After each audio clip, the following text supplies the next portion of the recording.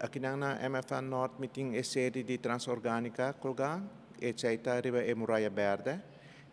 Esta é uma série de dibujo ng aquarela, combinado com India Ink e Feldmarkers. Esta é uma série que matraha aba inspirar riba é transformação orgânica de espécie nang. Esta é uma série que a começar a passar a formação residência de arte na Barcelona, com subsídio de UNOCA, então para ora, después como vim back de Barcelona, mas segui elaborar riba a série aqui e lo que por mira ta é produto final de processo, eigenlijk de coadora um tiki mais com a full série para trabalhar. Então, um total de 30 dibujos, eigenlijk tem mais de 6, pero agora que mais selectar é só não cota mais apropriada para a série, para lo que está produto final. Tem prometo esse mais hopi studio nan de forma nan que com color que cosna essa tá gewoon fase de hasi estudie com color e composição prometo bobai na série final de produto. Dus é um processo bastante largo.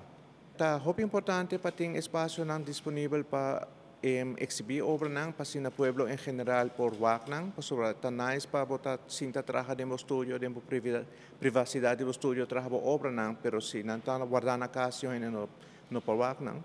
e com MFA Norte have suporte nang pamita hopi great para sobre já agora aqui nanta te ongeveer começamento de januari exponendo e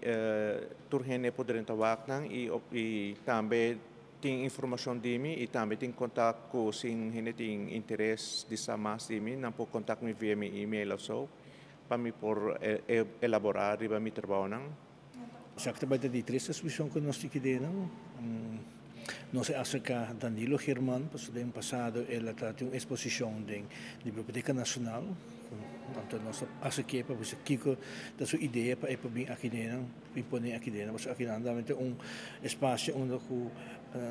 cada dia hopi gente dentro nota público que está bij galeria não, para o público não que tem busca serviço não, de belastingdienst of base uso de nossa biblioteca of base uso de nossa cantina ante o nosso bicho que aqui tem público que o que não está guardando de serviço of não está que denka não está